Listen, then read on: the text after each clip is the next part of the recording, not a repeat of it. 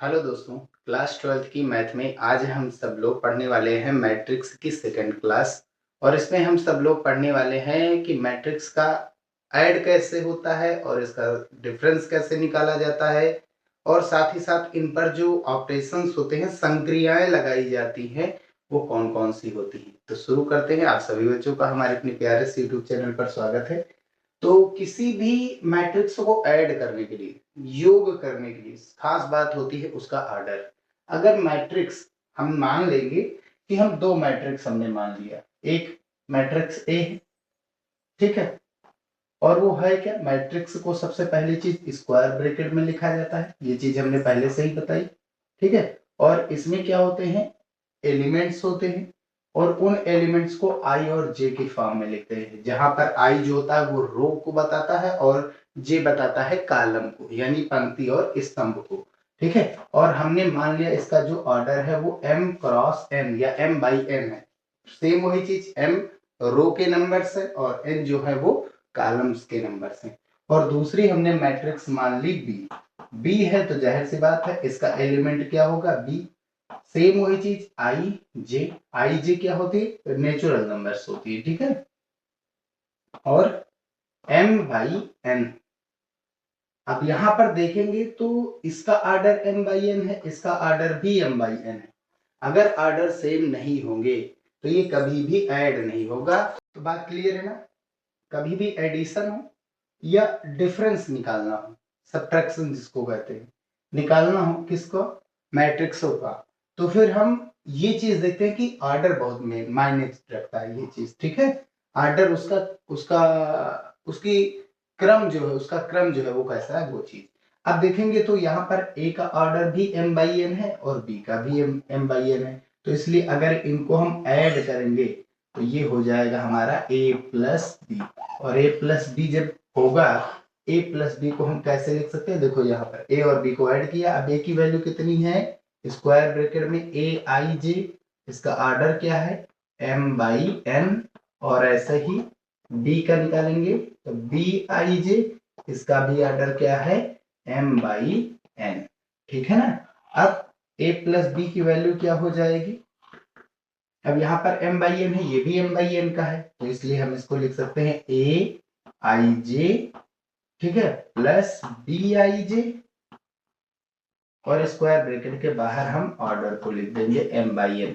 तो योग का ऑर्डर भी क्या होगा, m बाई n का, यानी जो ऑर्डर a का था, मैट्रिक्स a का था, वही ऑर्डर मैट्रिक्स b का था, और वही ऑर्डर इसके योग का सम का यानी एडिशन का है, और यही ऑर्डर इसके डिफरेंस का होगा। अगर हम डिफरेंस की बात करेंगे तो a माइनस बी क्या होने वाला है, सेम यही चीज, बस साइन क्या होगा, माइनस हो जाएगा अंदर, यानी a I J minus B I J, और इसका ऑर्डर क्या होगा भैया, m बाई n का ही ऑर्डर होगा। तो ये थे मैट्रिक्स के एडिशन और सब्ट्रैक्शन यानी डिफरेंस, ठीक है। ऐसे ही दो मैट्रिक्स के लिए भी, अगर तीन का कहेगा तो हम तीन मैट्रिक्स का भी अप्लाई करेंगे, यही चीज अप्लाई करेंगे, ठीक है।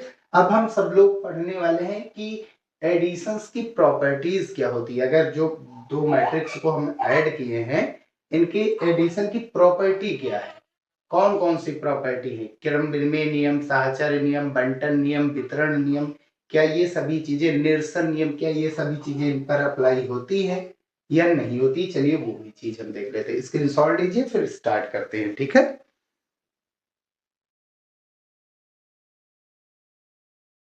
तो अब हम सब लोग पढ़ने वाले हैं कि प्रॉपर्टीज ऑफ मैट्रिसेस एडिशन, यानी कि योग के, अवयवों के योग के गुणधर्म क्या होते हैं, ये चीज पढ़ने वाले हैं। तो जिसमें सबसे पहली प्रॉपर्टी इसकी आती है, वो आती है कम्यूटेटिव लॉ की, यानी कि योग का क्रम विनिमय नियम क्या होता है। क्रम विनिमय नियम, क्या हम a प्लस बी को b प्लस ए लिख सकते हैं, तो हाँ लिख सकते हैं। अगर हम दो मैट्रिक्स को लिख रहे हैं, जोड़ रहे हैं, तो चाहे आप a प्लस बी के रूप में जोड़िए, चाहे b प्लस ए के रूप में जोड़िए, आंसर आपका वही आएगा। एक शर्त है, ऑर्डर दोनों का सेम होना चाहिए, तभी ये ऐड होंगे, ठीक है। इसी को कहा जाता है क्रम विनिमय नियम, यानी commutative commutative law. Of addition, ऐसे। ठीक भैया। अब दूसरा क्या है, साहचर्य नियम, योग का साहचर्य नियम, जिसको हम एसोसिएटिव लॉ भी कहते हैं। ये क्या होता है कि एक बार हम ए को बाहर रख करके बी और सी को ऐड करेंगे, और एक बार हम सी को बाहर रख करके ए और बी को ब्रैकेट में रखते हैं, ऐड करते हैं। ये चीज यानी एक बार बी और सी को हमने जोड़ा ब्रैकेट में रख करके, अब एक बार हम क्या करेंगे, इसमें ए को बाहर रखा, एक बार हम क्या करेंगे, सी को बाहर रख करके ए और बी को जोड़ेंगे। तो ये कहलाता है साहचर्य नियम। जोड़ने का है तो इसलिए योग का है, ऐसे गुणा करने का आता तो गुणन का साहचर्य नियम। ठीक है, और इसको बोला जाता है एसोसिएटिव लॉ। ठीक है। अब थर्ड नंबर क्या है, तो थर्ड नंबर आपका आता है कि योज्य तत्समक नियम क्या होता है। ठीक है, योज्य तत्समक नियम मतलब ए में अगर आप ओ ऐड करो, ओ मतलब यह जीरो, ये हमारा है जीरो मैट्रिक्स। क्या है हमारा, जीरो मैट्रिक्स। आप चाहे जीरो मैट्रिक्स में ए ऐड करो, आपका आंसर ए ही आएगा। ठीक है, इसको हम सब लोग बोलते क्या हैं, इसको हम सब लोग बोलते हैं एग्जिस्टेंस ऑफ एडिटिव आइडेंटिटी। इसको बोला जाता है योज्य तत्समक नियम। तो ये चीज इसमें अप्लाई होता है। ठीक है, एग्जिस्टेंस ऑफ एडिटिव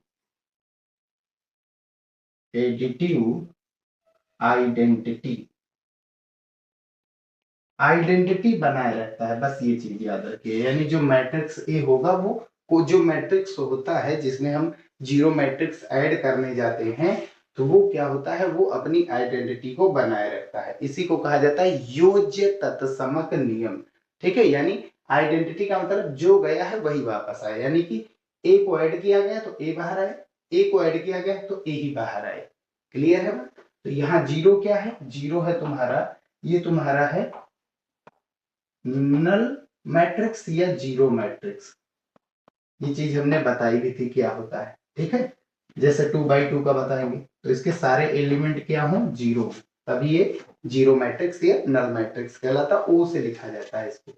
चलिए, फोर्थ नंबर क्या होता है वो चीज हम देखते हैं। अब ये एग्जिस्टेंस करता है किसका, ये एग्जिस्टेंस करता है एडिटिव इनवर्स का, यानी इसमें जो है योज्य प्रतिलोम का भी अस्तित्व होता है। योज्य प्रतिलोम का मतलब क्या हुआ, अगर ए में ऐड करेंगे माइनस ए, या फिर माइनस ए में ऐड करेंगे ए में ऐड करेंगे माइनस ए, या माइनस ए में ए को ऐड करेंगे, तो हम ये चीज जानते हैं ये हमारा कौन सा आएगा मैट्रिक्स, जीरो मैट्रिक्स। कौन सा मैट्रिक्स होगा, जीरो।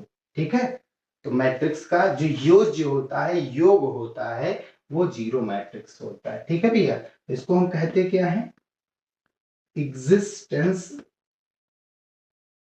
Of additive inverse. जैसे ए का मैट्रिक्स, ए का इनवर्स क्या होगा, माइनस ए होगा। ठीक है, और इसमें क्या ऐड किया जाए, मैट्रिक्स ए में क्या ऐड किया जाए कि वो जीरो मैट्रिक्स बना दे, तो जाहिर सी बात माइनस ए ऐड करेंगे। तो यानी ए का जो इनवर्स होगा, एडिटिव इनवर्स होगा, वो माइनस ए होगा, या माइनस ए का एडिटिव इनवर्स क्या होगा, प्लस ए होगा। एडिटिव इनवर्स हिंदी में भी समझ लीजिए भैया, हिंदी में भी समझ लीजिए, इसको बोला जाता है क्रम विनिमय नियम, इसको साहचर्य नियम, इसको बोला जाता है आपका एडिटिव आइडेंटिटी का मतलब है योग योज्य तत्समक नियम बोला जाता है, या योज्य तत्समक का अस्तित्व। और इसमें योज्य प्रतिलोम क्या होता है, वो ये चीज, ये इसको भी एग्जिस्ट करता है मैट्रिक्स का जब हम सम करने जाते हैं। अब सबसे खास बात है निरसन नियम क्या होता है। कैंसलेशन लॉ जिसको बोला जाता है।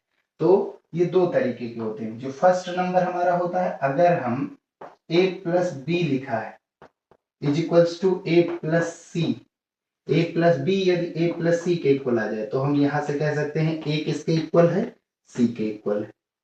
ठीक है, तो ये इसको बोला जाता है लेफ्ट कैंसलेशन लॉ, निरसन नियम इसको बोलते हैं हिंदी में, और इंग्लिश में बोला जाता है कैंसलेशन लॉ, यानी कैंसिल हो जाए। यहाँ पर कैंसिल कौन होगा, ए कैंसिल होगा, क्योंकि कौन सा एक ए बाईं ओर है, तो इसलिए ये हुआ हमारा लेफ्ट वाला निरसन नियम। ठीक है, बायां।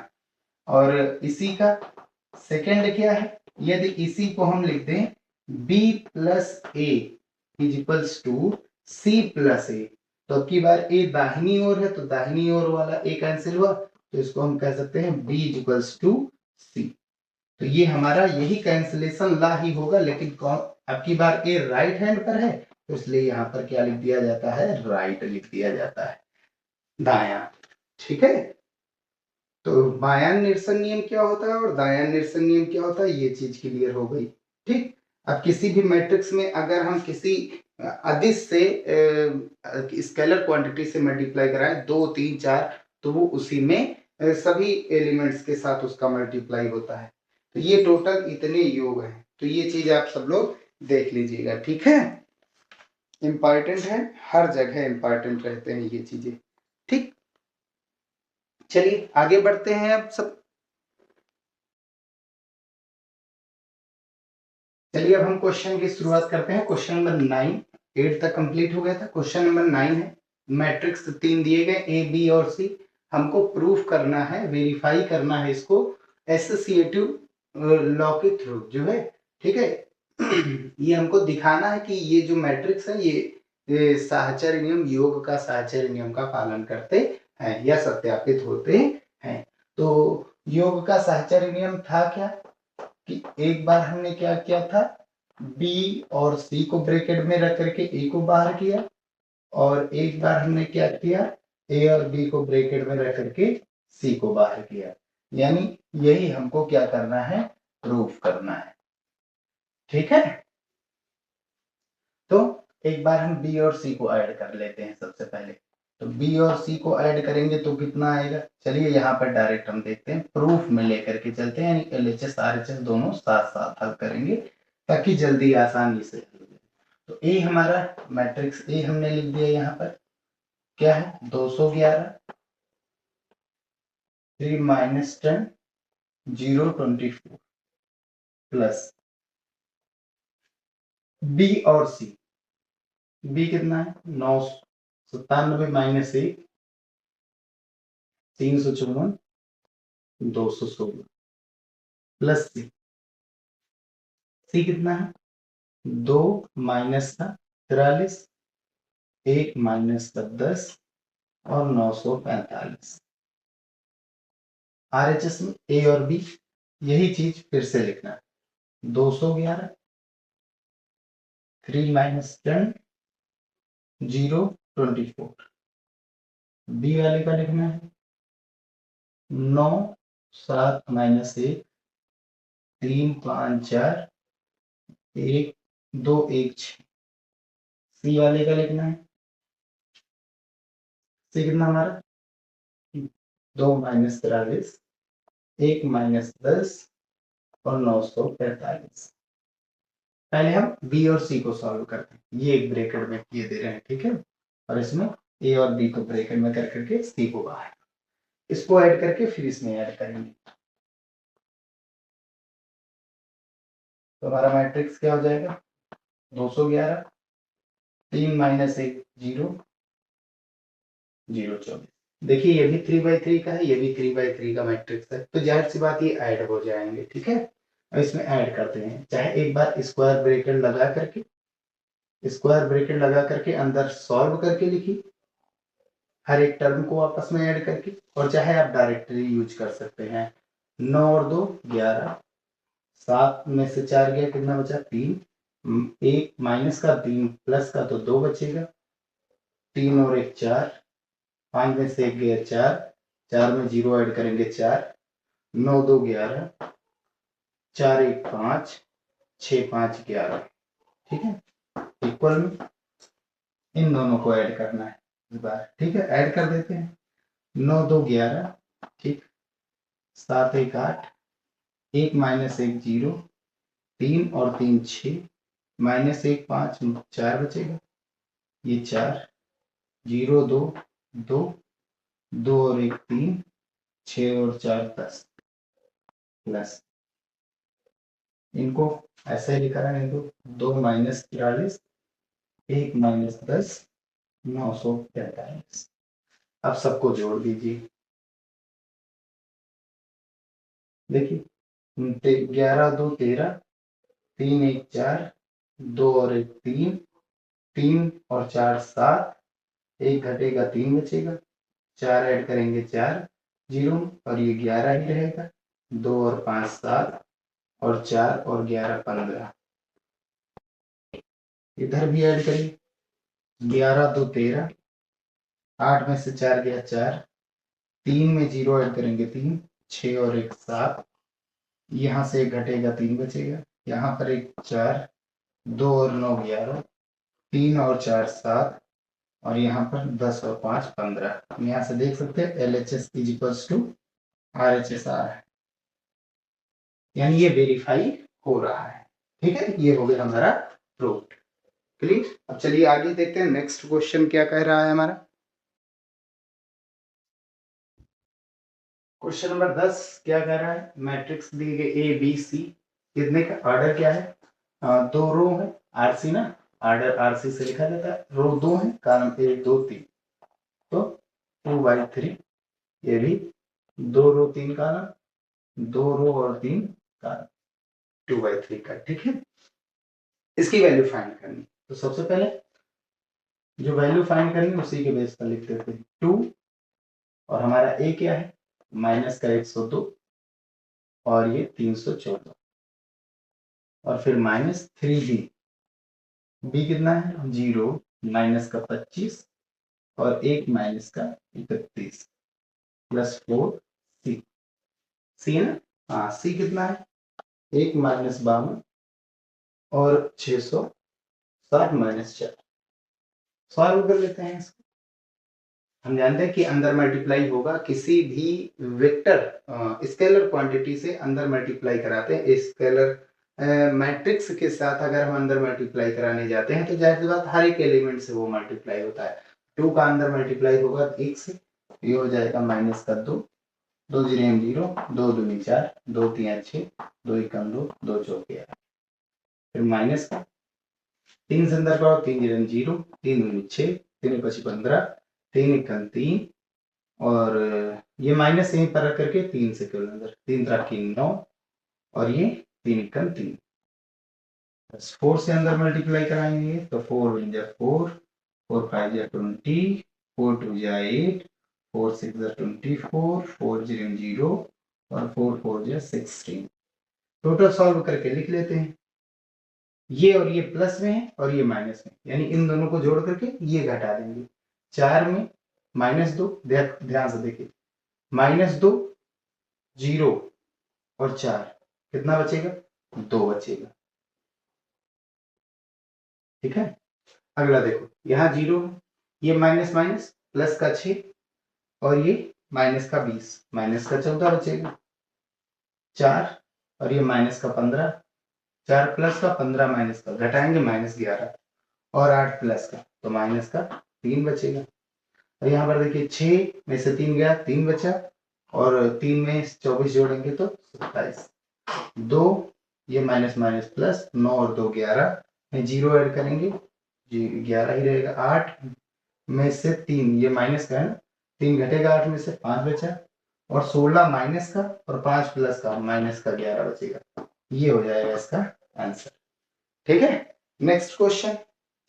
नेक्स्ट क्वेश्चन क्या कह रहा है, क्वेश्चन नंबर 11 है, एक्स वाई जेड के मान निकालने हैं और मैट्रिक्स दिए गए हैं। ठीक है, क्वेश्चन नंबर 11।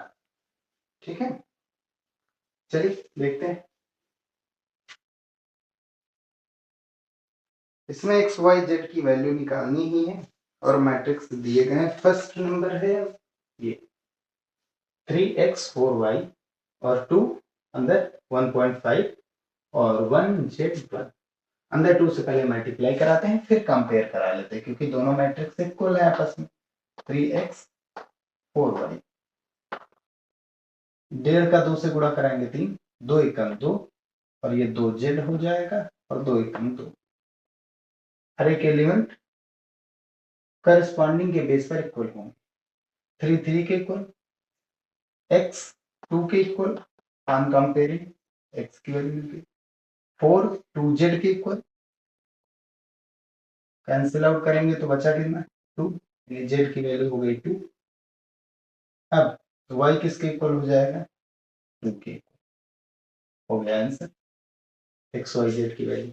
इसमें इसमें तो डायरेक्ट y 4 y के इक्वल यानी y की वैल्यू 4 ऑन कंपेयरिंग z 3 के इक्वल तो z की वैल्यू 3 और x किसके इक्वल है 1 के, तो x की वैल्यू 1 और 5 5 के इक्वल तो है ये आंसर हो जाएगा।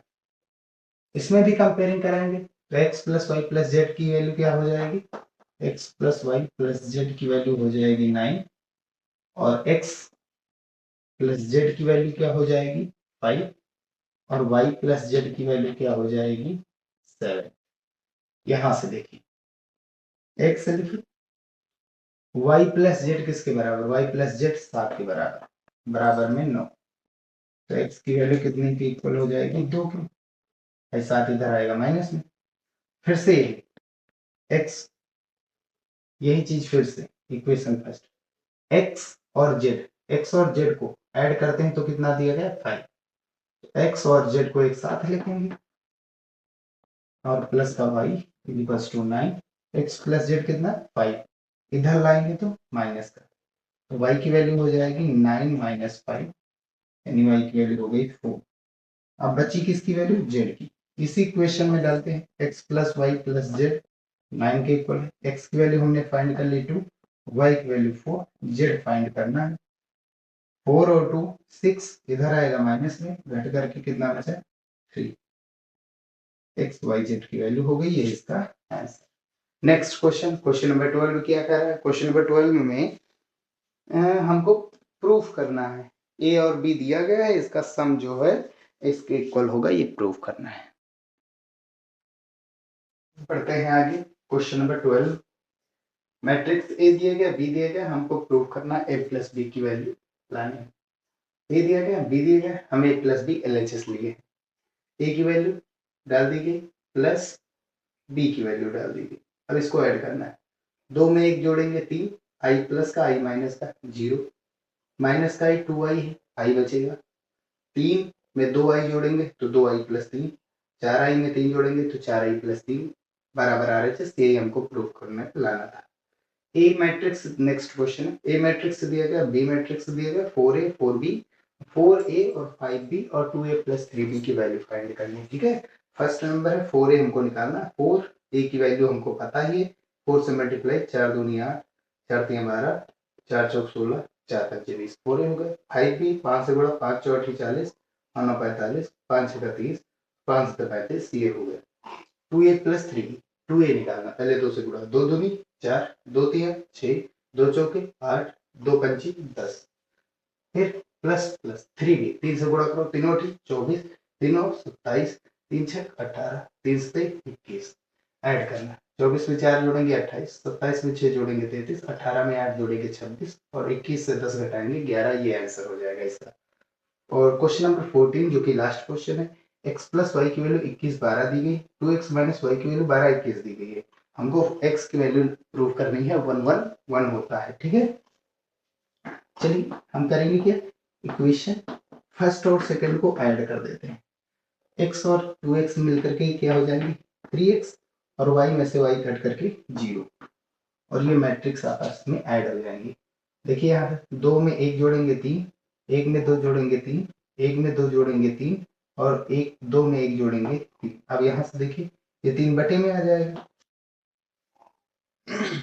x की वैल्यू 1/3 और यहाँ से 3 सब में कॉमन है, 3 बाहर ले लेते हैं, हर एक जगह 3 कॉमन है, यहाँ 3 एकम 3 3 एकम 3 3 एकम 3 3 एकम 3, ये कैंसिल आउट, x की वैल्यू क्या हो गई 1 1 1 और यही हमको प्रूव करना था। तो ये हो गया प्रूव।